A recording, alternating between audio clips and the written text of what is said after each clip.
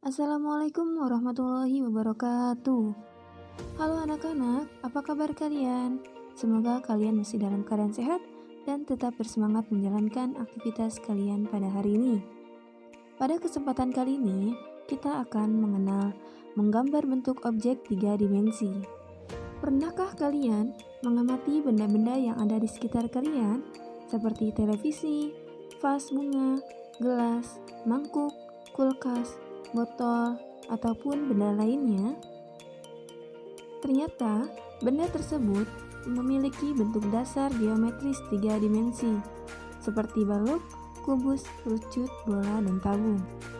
Pada bab ini, kalian akan mempelajari bagaimana menggambar bentuk benda 3 dimensi tersebut. Yang pertama adalah menggambar bentuk. Menggambar merupakan proses pengungkapan gagasan seseorang melalui bahasa gambar.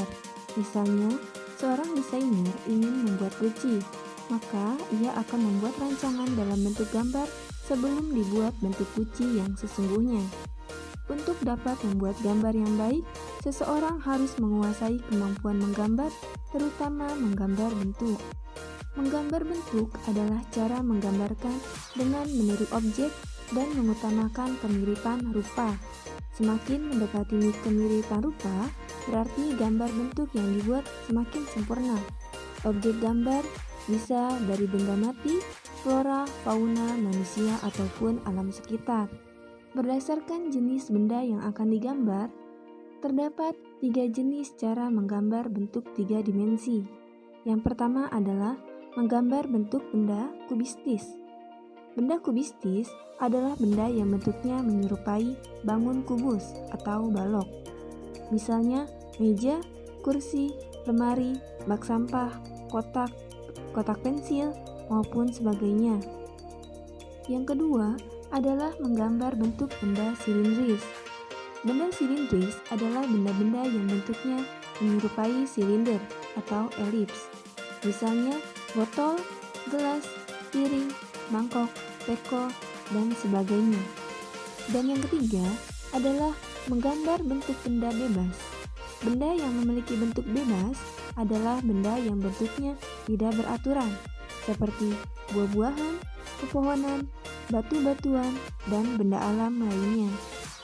Selanjutnya, untuk dapat menggambar bentuk dengan baik, ada beberapa prinsip yang perlu diperhatikan.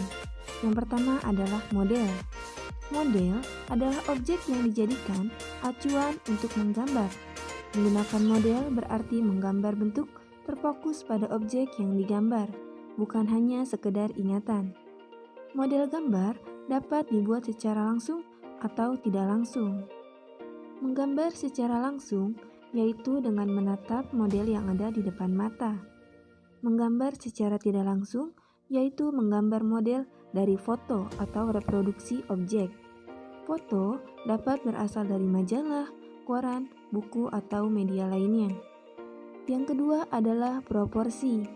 Suatu benda tersusun dari satu kesatuan berdasarkan ukuran antara bagian satu dengan bagian lainnya.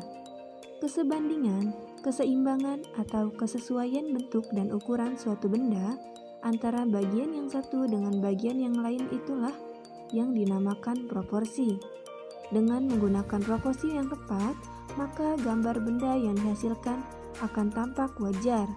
Jika gambar yang dibuat tidak sesuai dengan proporsi, maka akan terkesan janggal. Kalian dapat melihat contoh pada gambar berikut. Pada gambar A, memiliki ukuran dan bentuk cangkir serta sendok teh yang proporsional. Berbeda dengan ukuran pada gambar B. Pada gambar B, bentuk dan ukuran sendok dan cangkir tidak memiliki keseimbangan, baik dalam bentuk maupun ukuran. Yang ketiga adalah komposisi. Komposisi adalah tata susunan yang menyangkut keseimbangan, kesatuan, irama, dan keselarasan dalam suatu karya seni rupa. Gambar bentuk yang baik harus memerhatikan komposisi, sehingga gambar yang dibuat dapat menghasilkan kesan yang seimbang, menyatu, berirama, dan selaras. Keseimbangan adalah penggambaran objek benda yang memberikan adanya kesan keseimbangan antara bagian-bagiannya. Artinya, tidak terkesan berat di salah satu sisi dan ringan di sisi yang lain. Contoh pada gambar A menunjukkan adanya keseimbangan antara gambar teko, gelas maupun piring dan baskom. Sedang pada gambar B tidak menunjukkan adanya keseimbangan antara teko, cangkir maupun piring dan baskom, yakni tidak adanya keseimbangan antara satu bagian dengan bagian lainnya. Sedangkan kesatuan adalah suatu penggambaran objek yang memberikan kesan adanya kesatuan unsur-unsur yang terpadu. Kesatuan artinya keterpaduan dari bagian-bagian gambar tidak terkesan terbelah atau terpisah. Kalian dapat melihat contoh pada gambar berikut. Selanjutnya adalah adanya irama, yaitu suatu penggambaran objek yang memberikan kesan pergerakan dengan alur yang teratur, atau dengan kata lain, terkesan enak dipandang mata dengan gambar yang tidak acak-acakan atau memiliki susunan-susunan tertentu. Perhatikan pada gambar berikut.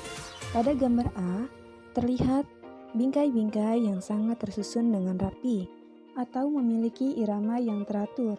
Sedangkan pada gambar B, terlihat bingkai tersusun tidak rapi, atau tidak menunjukkan adanya kesan irama.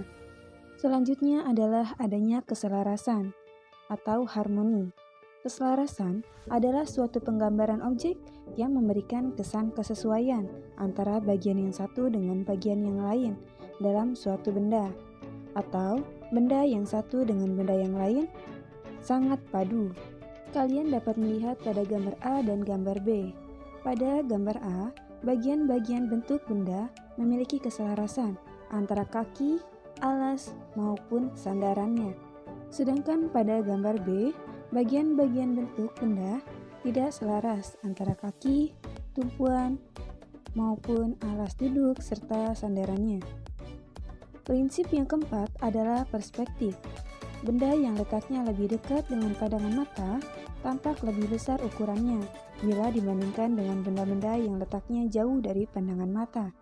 Semakin jauh benda tersebut, maka akan hilang dari pandangan mata, sehingga menuju ke suatu titik.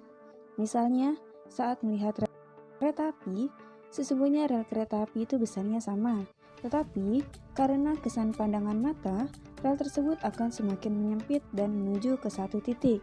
Sehingga perspektif adalah penggambaran objek berdasarkan kesan pandangan mata. Perspektif yang baik akan dapat menimbulkan kesan ruang 3 dimensi dalam bentuk gambar. Prinsip yang terakhir adalah gelap terang. Sinar yang jatuh pada suatu benda, baik itu sinar yang jatuh secara langsung atau tidak langsung, akan menimbulkan efek terang di satu sisi dan bayangan atau gelap di sisi yang lain. Kalian dapat melihat contoh pada gambar berikut. Pada satu sisi, terkena sinar matahari sehingga menampilkan cahaya atau efek yang terang, sedangkan sisi lain menimbulkan efek gelap atau bayangan. Demikianlah hal-hal yang perlu diperhatikan dalam menggambar bentuk 3 dimensi, yaitu dengan memperhatikan prinsip dalam menggambar, yaitu adalah model, proporsi, komposisi, perspektif, dan gelap terang. Mungkin sampai di sini pembahasan kita pada kesempatan kali ini. Kurang lebihnya saya mohon maaf. Wassalamualaikum warahmatullahi wabarakatuh.